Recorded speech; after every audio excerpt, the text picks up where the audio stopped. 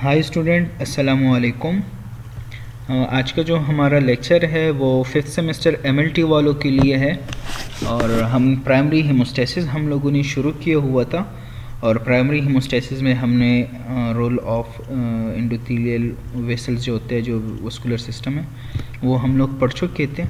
और आज पार्ट 2 है और आज हमने पढ़ना है role of platelet in primary haemostasis mechanism. तो प्लेटलेट के बारे में पढ़ते हैं। बाकी तो प्लेटलेट के बारे में आप जानते हैं, प्रीवियस क्लासेस में हमने पढ़ा है। लेकिन आज जो हम पढ़ेंगे कि प्लेटलेट जो है वो प्राइमरी हीमोस्टेसिस मैकेनिज्म में कैसे रोल अदा करता है। तो आप याद रखें कि प्राइमरी हीमोस्टेसिस तो आप लोगों को उस दिन मैंने पढ़ाया था कि प्राइमरी हीमोस्टेसिस में जो है वेसल्स और साथ में प्लेटलेट्स जो हैं ये दोनों मिलकर प्राइमरी हीमोस्टेसिस मैकेनिज्म स्टार्ट करते हैं। अब प्लेटलेट ऐसे कौन कौन से काम करता है जिसकी वजह से प्राइमरी हीमोस्टेसिस मैकेनिज्म जो है वो मेंटेन रहता है। सबसे पहले होते हैं मेंटेनिंग वस्कुलर इंटीग्रिटी, कि प्लेटलेट्स जो होते हैं ये वेसल्स जो होते हैं इनकी इंटीग्रिटी, इनकी जो नॉर्मल फिजियोलॉजी और एनाटमी है उसको मेंटेन रखते हैं। दूसरी बात यह है कि जब भी डैमेज हो जाता है तो सेकेंडरी हीमोस्टेसिस जो फाइब्रिन मैश बनता है वो कहाँ पर बनता है, वो प्लेटलेट के सरफेस पर बनता है। तीसरी बात यह है कि जो टिश्यू इंजर्ड हो जाते हैं, यही बात है जो यहाँ पर हमने की है। तो ये सिर्फ वसल्स हैं, यहाँ पर पूरे टिश्यूज़ जो टिश्यू इंजर्ड हो जाते हैं उन टिश्यू को क्या करते हैं, उन टिश्यू को वापस रिपेयर करते हैं, रीजेनरेशन कैपेसिटी रखती हैं प्लेटलेट्स। तो प्लेटलेट्स जो है ये तीन मेन फंक्शन है प्लेटलेट्स के वस्कुलर इंटीग्रिटी भी मेंटेन रखती है, सरफेस जो है वो प्रोवाइड करती है रिएक्शंस के लिए, और इसके अलावा इंजर्ड टिश्यू की रिपेयरिंग कराती हैं। एडीपी जो है ये हम बाद में पढ़ेंगे, मैं आपको बता दूंगा, लेकिन फिर भी आप लोग पढ़ लें। एडीपी जो है ये पोटेंट प्लेटलेट्स एक्टिवेटर है और साथ में थ्रोम्बिन भी। लेकिन अगर बॉडी में आप देखें इन वाइवो तो एडीपी जो है वो वाइवो बहुत पोटेंट है और विट्रो में जो है वो थ्रोम्बिन सबसे पोटेंट है। लेकिन थ्रोम्बिन जो है वो बॉडी में भी प्लेटलेट को एक्टिवेट करता है और अच्छी तरह एक्टिवेट करता है। अच्छा जी, अब बात करते हैं कि वेस्कुलर सिस्टम कैसे मेंटेन रखता है प्लेटलेट्स। प्लेटलेट्स के अंदर जो है वो दो तरह के ग्रेन्यूल्स होते हैं, एक होते हैं अल्फा ग्रेन्यूल्स और एक होते हैं डेंस ग्रेन्यूल्स। तो वो ग्रेन्यूल्स जो होते हैं उनके अंदर असल में ग्रोथ फैक्टर, साइटोकाइंस और कीमोटैक्टिक फैक्टर, ये सारे फैक्टर्स होते हैं। तो जो साइटोकाइंस फैक्टर होते हैं वो प्रो एंजियोजेनिक होते हैं। प्रो एंजियोजेनिक मीन कि एंजियोजेनेसिस, वो क्या करते हैं कि वेसल्स की रीजेनरेशन कराते हैं, वेसल्स की रिपेयरिंग कराते हैं। तो वेसल्स की रिपेयरिंग थ्रू वो प्रो एंजियोजेनिक साइटोकाइंस के थ्रू करते हैं। और कुछ ग्रोथ फैक्टर हैं जो कि इंटरसेलुलर एडहेशन प्रोटीन कम्प्लेक्स जो होते हैं उनको मेंटेन रखते हैं, स्टेबलाइज रखते हैं। तो इसकी वजह से जो वेसल्स के स्ट्रक्चर होते हैं, वेसल्स के स्ट्रक्चर, तो वो क्या रहते हैं, वो इनकी इंटीग्रिटी मेंटेन रहती है। तो ये प्लेटलेट जो है ये काम करता है। अब हमारा जो मेन टॉपिक है अब ये है कि प्लेटलेट्स और प्राइमरी हीमोस्टैटिक प्लग। आप लोगों को मैंने बताया है कि प्राइमरी हीमोस्टैटिक प्लग में एक प्लेटलेट्स होते हैं और एक वेसल्स होते हैं। असल में वेसल्स के नीचे, एंडोथेलियल सेल के नीचे बीनीथ जो सब्सटेंस प्रेजेंट होते हैं जिनको सब एंडोथेलियम सब्सटेंस कहते हैं, उनमें कोलेजन, ओवन विलिब्रान फैक्टर, इसके अलावा बहुत सारे केमिकल्स हैं, लेकिन ये दो मोस्ट कॉमन है और बहुत इंतहाई ज़रूरी है। तो हम इनको मेंशन करते हैं कि जब प्लेटलेट्स और सब एंडोथेलियम सब्सटेंस में ये कोलेजन और वॉन विलिब्रान फैक्टर, इनमें जब आपस में रिएक्शन होता है ना, तो इसकी कॉन्सिक्वेंसेस क्या होते हैं, प्राइमरी हीमोस्टैटिक प्लग होता है। प्राइमरी हीमोस्टैटिक प्लग में असल में होता क्या है कि इनएक्टिवेट प्लेटलेट्स जो होते हैं वो किस में कन्वर्ट हो जाते हैं, एक्टिवेटेड प्लेटलेट्स में। अब अगर आपने प्लेटलेट्स को एक्टिवेट करना है तो आपने कितने स्टेप्स कराने होंगे, 3। कि पहले प्लेटलेट को आपने एडहेशन कराना होगा, उन प्लेटलेट को आपने कहीं पर लगाना होगा, अटैच करना होगा, कहाँ पर, इनके साथ, सब एंडोथेलियम सब्सटेंस के साथ आपने अटैच करना होगा। इसके अलावा फिर आपने प्लेटलेट को एक्टिवेट करना होगा। एक तो ये प्लेटलेट एक्टिवेशन मेन टॉपिक है। तो प्लेट एक्टिवेशन, ये रिलीज रिएक्शन जो है इसमें इसको प्लेटलेट एक्टिवेशन भी कहते हैं, जिसकी मज़ीद फिर 2 स्टेप्स हैं। एक वो अपनी शेप चेंज करना, दूसरा रिलीज़ रिएक्शन करना, ये आप देख सकते हैं, शेप चेंज करना और सिक्रीशन कराना, और उसके बाद एग्रीगेशन करना। तो मेन जो हमारा टॉपिक है वो इन 3 स्टेप्स को हमने पढ़ना है कि प्लेटलेट्स कैसे ये 3 स्टेप जो है ये मेंटेन रखता है, और ये 3 स्टेप कब कब होते हैं और कैसे होते हैं, और अगर ये होते हैं तो इनकी कॉन्सिक्वेंसेस क्या होते हैं, हेमोस्टैटिक प्लग कब बनना, प्राइमरी हेमोस्टैटिक प्लग कब बनना। पिछले लेक्चर में आपको बता चुका हूँ प्रोस्टासाइक्लिन और नाइट्रिक ऑक्साइड जो कि प्लेटलेट्स से भी प्रोड्यूस होते हैं, और प्लेटलेट्स के साथ साथ ज़्यादा इनकी प्रोडक्शन एंडोथेलियल सेल्स से होती है, और एंडोथेलियल सेल ये इसलिए सिक्रीट करते हैं कि प्लेटलेट की एक्टिवेशन को इनहिबिट कर सके। इनका काम क्या है, वेजोडाइलेशन करना है, और प्लेटलेट्स जो एंडोथेलियल सरफेस होते हैं वेसल्स के उनको स्मूथ रखना होता है। तो ये क्या करते हैं, प्लेटलेट की एक्टिवेशन को इनहिबिट करते हैं। तो ये आप लोग याद रखें, एमसीक्यूज़ पॉइंट ऑफ व्यू से इंतहाई ज़रूरी है। और एडीपी जो है डाइफॉस्फेट एडेनोसिन डाइफॉस्फेट, ये प्लेटलेट को एक्टिवेट कराते हैं, प्लेटलेट को क्या करते हैं, एक्टिवेट कराते हैं। तो इनका काम प्लेटलेट एक्टिवेशन है, प्लस मतलब कि एनहेंस करना, नेगेटिव का मतलब कि इनहिबिट करना। अब हम पढ़ते हैं सबसे पहले प्लेटलेट की एडहेशन को। प्लेटलेट की एडहेशन का मतलब ये है कि प्लेटलेट को आप कहीं पर क्या करें, अटैच कराएं। अब प्लेटलेट जो है वो नॉर्मल एंडोथेलियम के साथ अटैच नहीं होता, मैं पिछले लेक्चर में आपको बता चुका हूँ। अगर आपने प्लेटलेट को एडहेशन कराना है किसी सरफेस के साथ तो उस सरफेस में डैमेज होनी चाहिए, वो सरफेस जो है वो स्मूथ नहीं होनी चाहिए, वो सरफेस जो है उसमें कोई इम्पेयरमेंट आनी चाहिए। तो इनिशियल जो स्टिमुलस है प्लेटलेट की एडहेशन के लिए वो है हिडन सब एंडोथेलियम सरफेस। जो हिडन सब एंडोथेलियम सरफेस होता है जब ये अनहिडन हो जाता है, जब ये एक्सपोज हो जाता है, जिसमें कोलेजन और वॉल विलिब्रान फैक्टर जो होते हैं वो एक्सपोज हो जाते हैं, तब प्लेटलेट जाके अपने दोस्तों को पहचान लेते हैं और उनके साथ स्टिक हो जाता है, उनके साथ अटैच हो जाता है। जब तक यहाँ पर कोई भी डैमेज नहीं होता, सब एंडोथेलियम जो होते हैं वो हिडन फॉर्म में होते हैं, तो प्लेटलेट अपने दोस्तों को नहीं पहचानता, उनको नज़र नहीं आते अपने दोस्त कोलेजन और वॉन विलिब्रान फैक्टर। जैसी ही डैमेज हो जाती है तो वो अपने दोस्तों को देख लेता है और फिर वो अपने दोस्तों के साथ अटैच हो जाता है। अब मसला ये है, अगर आप लोगों को ग्लाइकोप्रोटीन याद हो रिसेप्टर्स प्लेटलेट्स के, तो मैं आपको बता चुका था कि वहाँ पर 2 तरह के रिसेप्टर होते हैं, एक ग्लाइकोप्रोटीन 1A एंड 2A होते हैं, और एक होते हैं ग्लाइकोप्रोटीन 1B, और एक होते हैं glycoprotein 2A and 3B and 2B and 3A। सही है।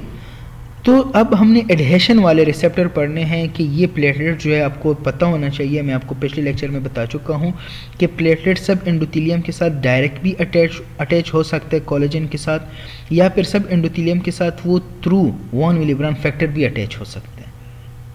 सही है, वो वॉन विलिब्रान फैक्टर के साथ डायरेक्ट भी अटैच हो सकते हैं, सब एंडोथेलियम के साथ डायरेक्ट थ्रू कोलेजन, और वॉन विलिब्रान फैक्टर के थ्रू भी अटैच हो सकते हैं। तो अगर आपने प्लेटलेट को डायरेक्ट सब एंडोथेलियम सरफेस के साथ अटैच करना है, डायरेक्ट, किसी तीसरी एजेंट की ज़रूरत नहीं है, वॉन विलिब्रान फैक्टर की ज़रूरत नहीं है, तो फिर आपने कौन से रिसेप्टर यूज़ करने हैं, ग्लाइकोप्रोटीन 1A 2A और इसके अलावा ग्लाइकोप्रोटीन 6। ये 2 रिसेप्टर जो हैं ये डायरेक्ट कोलेजन के लिए हैं। प्लेटलेट क्या करता है, इन रिसेप्टर के थ्रू डायरेक्ट कोलेजन के साथ क्या करते हैं, एडहेशन इख्तियार करता है। अब ग्लाइकोप्रोटीन 1A और 2A जो है इसकी एफिनिटी हायर है कोलेजन के लिए, ये रिसेप्टर ज़्यादा कोलेजन के साथ बाइंडिंग करते हैं, जबकि ग्लाइकोप्रोटीन 6 जो है ये इतनी स्ट्रॉन्ग बाइंडिंग इसकी नहीं होती। लेकिन इसका फंक्शन ये है कि ये प्लेटलेट को एक्टिवेट कर सकते हैं, बाकी प्लेटलेट्स को एक्टिवेट करा सकते हैं। जब प्लेटलेट के ऊपर मेम्ब्रेन पर ये 2 रिसेप्टर एक्सपोज हो जाते हैं तो एक रिसेप्टर क्या करता है कि डायरेक्ट कोलेजन के साथ बाइंडिंग कराता है, ग्लाइकोप्रोटीन 6 भी कराता है। लेकिन इसमें मसला क्या है कि इसमें मसला सिर्फ ये है कि ये इतना स्ट्रॉन्ग कोलेजन बाइंडिंग नहीं करता जितना कि प्लेटलेट्स को एक्टिवेट कराता है। समझ में आ गई बात।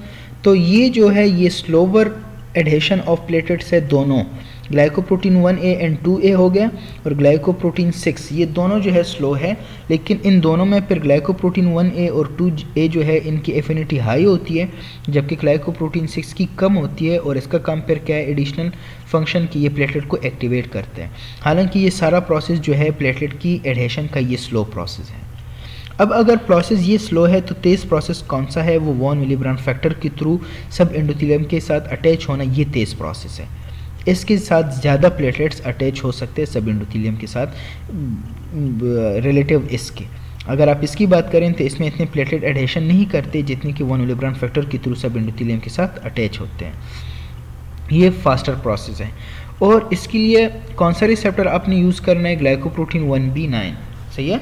तो ग्लाइकोप्रोटीन 1B9 जो है ये वॉन विलिब्रांड फैक्टर के लिए है कि प्लेटलेट ने जब एंडोथेलियम के साथ अटैच होना है, लेकिन वॉन विलिब्रांड फैक्टर के थ्रू, तो आपने ये प्रोसेस करना है, ये वाले रिसेप्टर यूज़ करने हैं।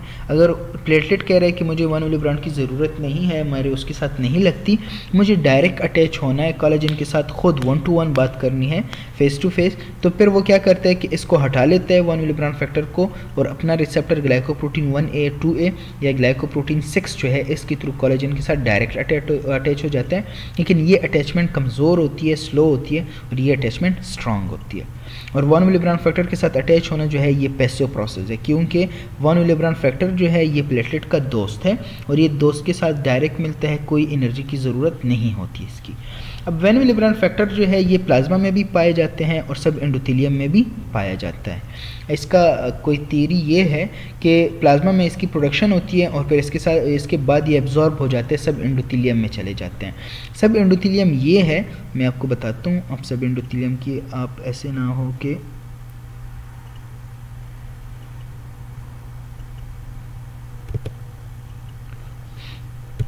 सब एंडोथेलियम में आपको दिखा लेता हूँ।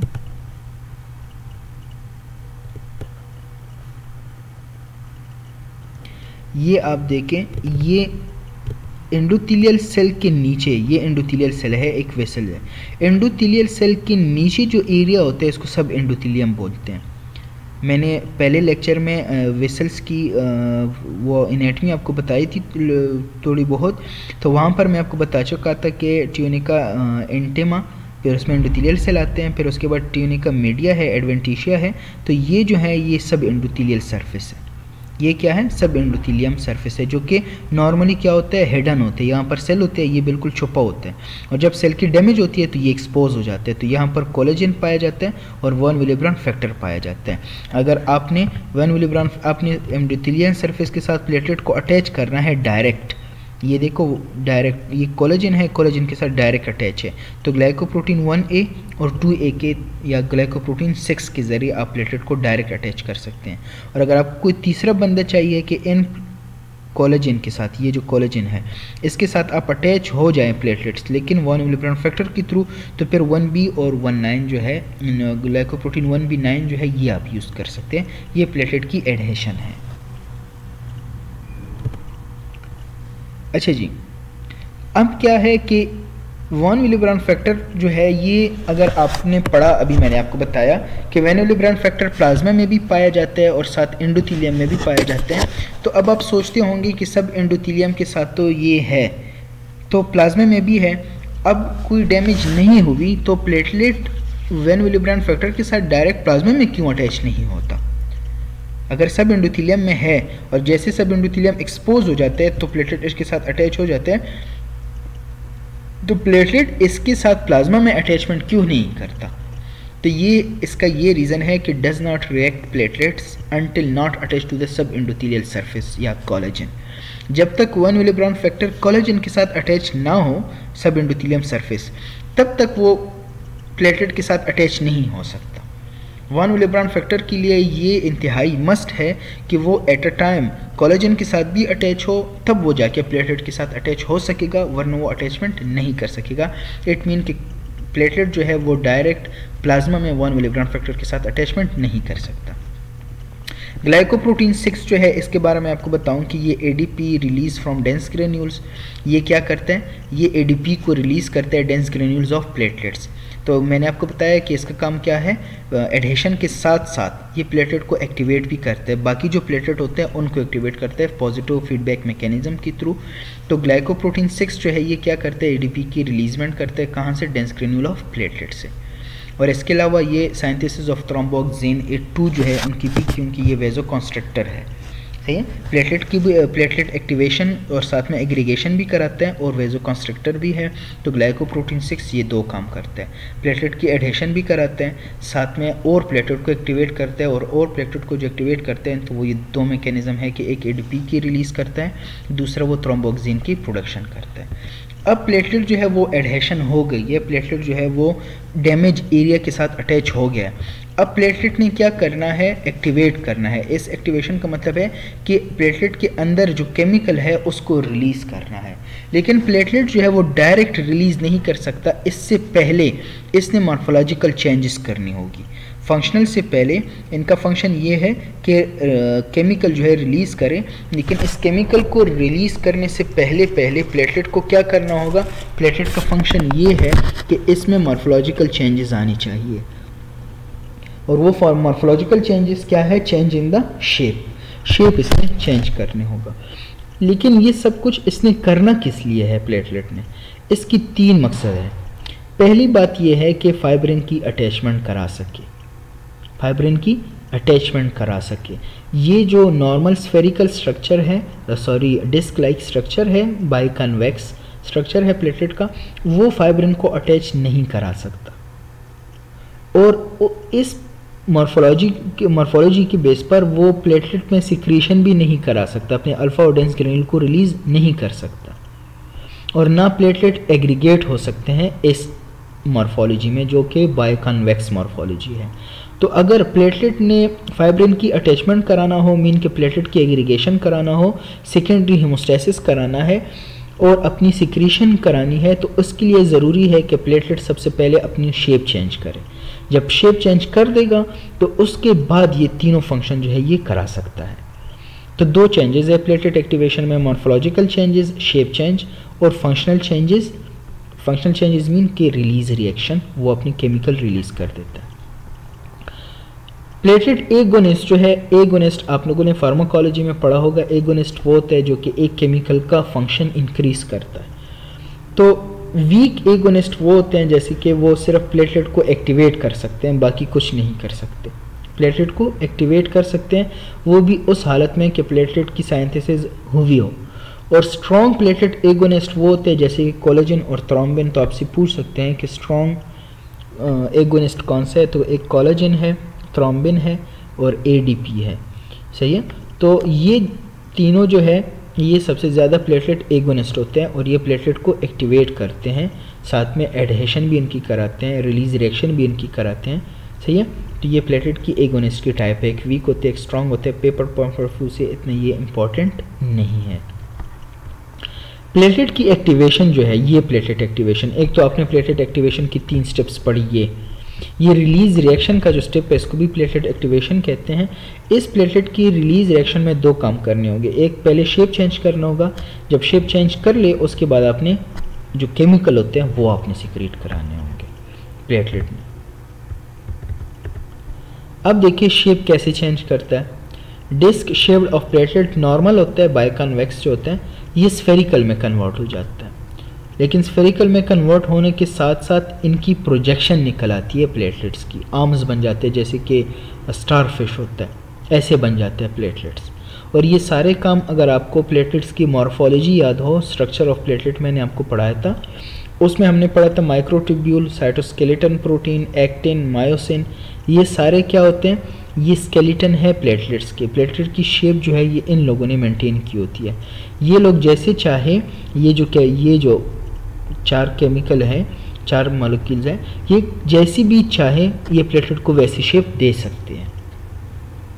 तो अब हमें सरफेस एरिया ज़्यादा चाहिए ताकि प्लेटलेट की सरफेस पर बहुत सारी रिएक्शन क्या हो सके। तो माइक्रोट्यूब्यूल, ये जो स्यूडोपोर्स, अब मैं आपको बताता हूँ, ये आप देखें, ये देखिए प्लेटलेट जो है वो अपना स्ट्रक्चर जो है वो चेंज कर गए। नॉर्मल प्लेटलेट जो होते हैं वो डिस्क लाइक बायोकन्वेक्स होते हैं, दोनों तरफ निकला हुआ होता है बाहर, एगोनिस्ट आके इसका शेप चेंज कर लेते हैं और इसका शेप ऐसे हो जाता है। और ये शेप कौन चेंज करता है? ये एक्टिन और मायोसिन नेटवर्क जो होता है, वो माइक्रोट्यूब्यूल्स हो गए, एक्टिन मायोसिन हो गया, कॉन्ट्रैक्टाइल प्रोटीन्स हो गए, ये सब क्या करते हैं? इसकी शेप चेंज कर देते हैं। अब शेप चेंज करने में कोई ये मज़ा नहीं आ रहा प्लेटलेट को कि वैसी ही प्लेटलेट चेंज कर रहा है, इसका दिमाग ख़राब है। नहीं, प्लेटलेट चेंज करने के फ़ायदे हैं। कौन कौन से फ़ायदे हैं वो हम पढ़ रहे हैं। इनके मेन फंक्शन तो आपने के लिए पढ़ लिए हैं कि फाइब्रिन इसके साथ अटैच होगा, नंबर 1। दूसरी बात क्या बताई कि इस पर सरफेस पर रिएक्शन ज़्यादा होंगे सेकेंडरी हेमोस्टासिस पर, ये फंक्शन है। प्लेटलेट एग्रीगेशन इसके थ्रू ज़्यादा होंगे, प्लेटलेट एग्रीगेट हो सकते हैं। इसका सरफेस एरिया, अब ये इसका सरफेस एरिया देखें और इसका सरफेस एरिया देखें, सरफेस एरिया ज़्यादा हो गया तो ये किसी होल को अच्छी तरह बंद कर सकते हैं। तो ये क्या है? शेप चेंज है प्लेटलेट का।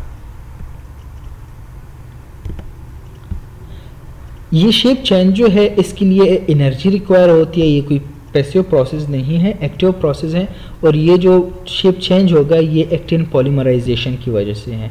ये एक्टिन आप देख सकते हैं यहाँ पर, ये जो आपको स्ट्रैंड नज़र आ रहे हैं ना, ये कोई डीएनए वगैरह नहीं है, आप लोग इसको गलत ना समझे, ये प्रोटीन है, एक्टिन प्रोटीन। इन लोगों ने पॉलीमराइजेशन करके प्लेटलेट को ऐसी शेप दे दी है। पहले इसने ऐसे पॉलीमराइजेशन की थी, ये शेप दी थी, अब शेप चेंज करके इसने ऐसे शेप बना दिया है इसको। क्लियर? तो अगर आपसे पेपर में ये पूछे कि प्लेटलेट का जो शेप का चेंज होना है उसके लिए कौन रिस्पॉन्सिबल है, तो एक्टिन और मायोसिन फिलामेंट्स जो होते हैं, स्पेशली एक्टिन, उनकी पॉलीमराइजेशन से शेप चेंज होता है। शेप चेंज करने के फ़ायदे क्या है? एक तो बायोकेमिकल रिएक्शन इस पर होंगे और कांटेक्ट विद इंजर्ड टिश्यू, तो ये दोनों फ़ायदे हैं इंक्रीज्ड सरफेस एरिया के, कि अगर शेप चेंज करने से सरफेस एरिया इंक्रीज़ हो जाती है तो क्या होगा? इसके दो चेंजेस हो सकते हैं। एक बायोकेमिकल रिएक्शन इस पर होंगे जिसको सेकेंडरी हेमोस्टासिस एक्सट्रिंसिक और इंट्रिंसिक पाथवे बोलते हैं। तो एक्सट्रिंसिक और इंट्रिंसिक पाथवे कहाँ पर होती है? वो असल में प्लेटलेट के सरफेस पर होती है और इंजर्ड टिश्यू के साथ ये कांटेक्ट अच्छी तरह कर लेते हैं। Convert platelet from adhesion state to aggregation state. अब प्लेटलेट एडहेशन कर चुका है ऑलरेडी, अब उसे मज़ीद एडहेशन की ज़रूरत नहीं है, अब उसे ज़रूरत है एग्रीगेट होने की। तो इसलिए ये शेप चेंज करके एग्रीगेशन वाले स्टेट में आ गया होता है। इसमें सबसे मेन फंक्शन क्या होते हैं, मेन चेंजेस क्या हो जाती है शेप में, कि ग्लाइकोप्रोटीन जो होते हैं वो उसमें चेंजेस आ जाती है। एक तो शेप चेंज हो गया, सिंपली सी बात है, बोर नहीं होना आपने, कंफ्यूज नहीं होना। शेप चेंज हो गया, कोई बात नहीं है। हाँ, क्यों चेंज हो गया? बिकॉज सरफेस एरिया इंक्रीज़ हो गया, बहुत सारे होल को एट अ टाइम जो है जो लीकेज है उसको बंद कर सकते हैं। दूसरी बात यह है कि सरफेस एरिया इंक्रीज़ हो गया तो बायोकेमिकल रिएक्शन इसमें होंगे, ये इंजर्ड टिश्यू के साथ अटैचमेंट इनकी स्ट्रॉन्ग होगी। अब ये एग्रीगेशन के स्टेट में आ जाते हैं, एग्रीगेशन शेप चेंज में अच्छी होती है। लेकिन इनके साथ साथ एक और चेंज जो है वो ये है कि एडहेशन वाले जो रिसेप्टर होते हैं, ग्लाइकोप्रोटीन 1b और 9 हो गया, ग्लाइकोप्रोटीन 1a एंड 2a जो कि कोलेजन के लिए है, ग्लाइकोप्रोटीन 6 जो है, इनकी इंटरनलाइजेशन हो जाती है, ये अंदर की तरफ चले जाते हैं क्योंकि अब एडहेशन की मज़ीद ज़रूरत नहीं है, प्लेटलेट ऑलरेडी स्टिक हो गया है, अटैच हो गया। अब ज़रूरत है प्लेटलेट का आपस में बॉन्ड बनाने का, तो उसके लिए ज़रूरी क्या होता है? Glycoprotein 2b and 3a। तो ये रिसेप्टर जो होते हैं ये सरफेस पर आ जाता है और जो एडहेशन के रिसेप्टर होते हैं वो सेल के अंदर चले जाते हैं, छुप जाते हैं, क्योंकि उनका काम ख़त्म हो गया। अब काम किसका है? एग्रीगेशन का है, फाइब्रिन के साथ अटैचमेंट का है, प्लेटलेट का अपने साथ अटैचमेंट का है। तो उसके लिए ज़रूरी है ग्लाइकोप्रोटीन 2b एंड 3a। तो ये रिसेप्टर बाहर आ जाते हैं शेप चेंज में और एडहेशन वाले जो रिसेप्टर होते हैं वो अंदर चले जाते हैं। अब प्लेटलेट ने क्या करना है? अपने सिक्रीशन कराने हैं। जो प्लेटलेट के अंदर ग्रेन्यूल्स प्रेजेंट होते हैं उसको क्या करना है? सिक्रीट करना है। तो ये एनर्जी डिपेंडेंट प्रोसेस है। इसमें दो तरह के ग्रेन्यूल्स होते हैं, एक प्राइमरी ग्रेन्यूल्स और एक सेकेंडरी ग्रेन्यूल्स। प्राइमरी ग्रेन्यूल्स में कौन कौन से हैं? ये दो जो है प्लेटलेट फैक्टर 4 और थ्रोम्बोग्लोबुलिन बीटा। इनका काम होता है एंटी हेपरिन एक्टिविटी, ये एंटी कोगुलेशन में मदद देते हैं। एंटी कोगुलेंट मतलब हेपरिन की एक्टिविटी जो कि एक एंटी कोगुलेंट है उसको न्यूट्रलाइज करता है और दूसरा काम यह है कि इनकी कीमोटैक्टिक एक्टिविटी है, बॉडी में प्लेटलेट जो और एरियाज़ में होते हैं उनको क्या देते हैं, ख़बर देते हैं, उनको आवाज़ देते हैं कि आप आ जाए थ्रू केमिकल के थ्रू ऐसे रिलीज़ करते हैं, और यही केमिकल बाकी प्लेटलेट को खींचता है जहाँ पर डैमेज हुआ है उस तरफ। इसके अलावा थ्रोम्बोस्पोंडिन है, इसका काम है जब प्लेटलेट की एग्रीगेशन हो जाए तो उन प्लेटलेट को स्टेबलाइज करना, उसकी एग्रीगेशन को। ये जो 4 है, platelet derived growth factor, transforming growth factor beta, epidermal growth factor, vascular endothelial growth factor, ये माइटोजेंस है और वुंड हीलिंग कराते हैं। माइटोजेंस मीन कि यहाँ पर जो फाइब्रोब्लास्ट होते हैं, जो कोलेजन होते हैं और जो एंडोथेलियल सेल होते हैं, इनकी डिवीजन को इंक्रीज़ कर देते हैं। साथ में जब इंक्रीज़ हो जाते हैं सेल्स की डिवीजन, उनके नंबर इंक्रीज़ हो जाते हैं, तो वुंड्स क्या हो जाते हैं, हील हो जाते हैं। तो इनका काम वुंड हीलिंग कराना है और सेल को मल्टीप्लाई कराना है। इनका काम एग्रीगेशन है थ्रोम्बोस्पोंडिन का। प्लेटलेट फैक्टर 4 थ्रोम्बोग्लोबुलिन का काम क्या है कि एंटी हेपरिन एक्टिविटी रखता है। Factor 5 von Willebrand factor fibrinogen, इनका काम सेकेंडरी हेमोस्टेसिस के साथ है। इनका काम सेकेंडरी हेमोस्टेसिस, एक्सट्रिंसिक और इंट्रिंसिक पाथवे के साथ इनका काम है। सही है। तो ये प्राइमरी ग्रेन्यूल्स ऑफ प्लेटलेट है, ये भी है, ये भी है। ये चारों जो कैटेगरी मैंने यहाँ पर बॉक्स में किया आपको कवर, तो ये प्राइमरी ग्रेन्यूल्स में आते हैं।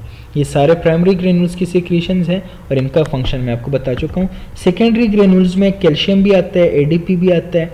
सही है। लेकिन आप लोगों ने याद क्या रखना है कि इसमें सबसे मेन इंपॉर्टेंट जो है वो एडीपी है। ये डेंस ग्रेन्यूल से रिलीज़ हो जाते हैं। इसके रिसेप्टर कौन से, P2Y1 P2Y12, ये रिसेप्टर है एडीपी के लिए। और इससे क्या हो जाता है, इंक्रीज साइटोप्लाज्मिक कैल्शियम। ये साइटोप्लाज्मिक कैल्शियम इंक्रीज कर देते हैं। आप लोगों को पता है कि जब भी कैल्शियम इंक्रीज हो जाए तो कैल्शियम का काम एक्सोसाइटोसिस कराना है और साथ में कॉन्ट्रैक्शन कराना होता है। तो प्लेटलेट क्या कर देते हैं, वो कॉन्ट्रैक्ट हो जाते हैं और प्लेटलेट और कैल्शियम प्लेटलेट के अंदर जो ग्रेन्यूल्स होते हैं वो रिलीज़ हो जाते हैं। जब वो रिलीज़ हो जाते हैं तो और प्लेटलेट एक्टिवेट हो जाते हैं, मोर प्लेटलेट एक्टिवेशन एंड रिलीजमेंट। तो और प्लेटलेट के जो रिलीज रिएक्शन होते हैं उसको इंक्रीज करते हैं। Activation of glycoprotein 2B and 3A, जब प्लेटलेट ने रिलीज़ कराना है तो रिलीज़ करने से पहले क्या करना, शेप चेंज करना होगा, और जब शेप चेंज होगा तो 2B एंड 3A जो है ये एक्सपोज हो जाएंगे बाहर की तरफ। तो ये एडीपी का क्या है, फंक्शन है मेन। अब बात आ गई प्लेटलेट की एग्रीगेशन की, जो कि लास्ट स्टेप है। इसका मकसद है कि attachment of platelet to one another. अब प्लेटलेट ने एंडोथेलियम के साथ अटैचमेंट कर दिया है, अपनी सरफेस एरिया इंक्रीज कर दी है सेकेंडरी हेमोस्टेसिस प्लाज्मा प्रोटीन के लिए कि आप लोग आए और यहाँ सरफेस पर आप लोग रिएक्शन करें। अब प्लेटलेट ने अपने एक दूसरे के साथ बॉन्डिंग करानी है। This process is called platelet aggregation. और प्लेटलेट एग्रीगेशन के लिए 2 चीज़ें ज़रूरी हैं, फाइब्रिन जो कि 2 प्लेटलेट को आपस में क्या करता है, कनेक्ट करता है। लेकिन फाइब्रिन क्या करेगा कि फाइब्रिन के लिए ज़रूरी है ग्लाइकोप्रोटीन 2B और 3A। तो आप लोगों को याद होना चाहिए कि यहाँ पर क्या हो गया था, सरफेस पर प्रेजेंट कर गया था जब प्लेटलेट अपना शेप चेंज करता है। तो प्लेटलेट जब अपना शेप जो है चेंज किया तो ग्लाइकोप्रोटीन 2B और 3A क्या हो गया, सामने आ गया, प्रेजेंट हो गया सरफेस पर। तो अब फाइब्रिन क्या करेगा कि इसको अपने साथ, इसकी थ्रू 2 प्लेटलेट को अपने साथ कनेक्ट करेगा। सही है। एक प्लेटलेट का जो मॉलिक्यूल होता है उसके ऊपर, मतलब 2 प्लेटलेट को जो आपस में कनेक्ट करते हैं, तो 40,000 से 50,000 तक फाइब्रिन के मॉलिक्यूल्स होते हैं जो कि 2 प्लेटलेट को आपस में कनेक्ट करते हैं। Can link 2 platelets, dimeric structure होते हैं। ये ऐसे होते हैं जैसे कि एक इंसान 2 इंसानों को पकड़ लेता है। जैसे कि एक बच्चा होता है वो एक हाथ से अम्मी को पकड़ लेता है और एक हाथ से जो है वो अब्बू को पकड़ लेता है। तो बीच में जो ये बच्चा है ये क्या है, ये फाइब्रिन मॉलिक्यूल है, और ये जो इसके हाथ है ये ग्लाइकोप्रोटीन 2B और 3A रिसेप्टर है प्लेटलेट के सरफेस पर, कि उसके थ्रू इसने 2 प्लेटलेट को आपस में कनेक्ट किया हुआ है। एग्रीगेशन प्राइमरी भी है और सेकेंडरी भी है, लेकिन ये इतना ज़रूरी नहीं है। प्राइमरी एग्रीगेशन जो होता है वो थोड़ा सा वीक होता है, जब केमिकल्स सिक्रीट नहीं होते तो वीक रिएक्शन करता है ये। और सेकेंडरी एग्रीगेशन जो होता है ये इरिवर्सिबल होता है, और ये स्ट्रॉन्ग एगोनिस्ट जब आ जाते हैं तो उसकी थ्रू इसकी एग्रीगेशन होता है। तो एक प्राइमरी एग्रीगेशन होता है जो रिवर्सिबल होता है, सेकेंडरी एग्रीगेशन इरिवर्सिबल है। प्लेटलेट की एडहेशन के लिए कैल्शियम की ज़रूरत नहीं होती, और प्लेटलेट की एग्रीगेशन के लिए कैल्शियम की ज़रूरत होती है, ये आप लोग याद रखें। तो 3 स्टेप थे प्लेटलेट को एडहेशन करने, फिर उनकी शेप चेंज करने, फिर उनकी सिक्रेशन कराने, फिर उनको क्या करना है, फाइब्रिन मालिक्यूल के थ्रू आपस में कनेक्ट करना है। ये आप देखें एक फाइब्रिन मालिक्यूल है, एक प्लेटलेट को और दूसरे प्लेटलेट को आपस में कनेक्ट किया हुआ है। ऐसे यहाँ पर एक और फाइब्रिन मालिक्यूल आएगा, यहाँ पर एक और प्लेटलेट होगा, ये इसको कनेक्ट कर देगा। यहाँ पर एक और प्लेटलेट होगा, ये इसके साथ कनेक्ट हो जाएगा, फिर इसके साथ कनेक्ट हो जाएगा। ये पूरा एक मैश वर्क बना लेते हैं, सही है। और एक प्लग बन जाता है जिसको प्राइमरी हीमोस्टैटिक प्लग बोलते हैं। ये आज का टॉपिक है, आप देख सकते हैं, इसको आप पढ़ लें। जेपी भी यूज़ कर सकते हैं, मैकेंजी भी यूज़ पढ़ सकते हैं आप। इसके अलावा आप हाउ ब्रांड भी पढ़ सकते हैं। जो भी आप लोगों को इजी लगे आप लोग पढ़ें, समझें। अगर आप लोगों को समझ आती है तो वेल एंड गुड, कोई भी क्वेश्चन हो तो आप लोग पूछ सकते हैं। नेक्स्ट लेक्चर तक अपना ख्याल रखिएगा। अल्लाह हाफिज़।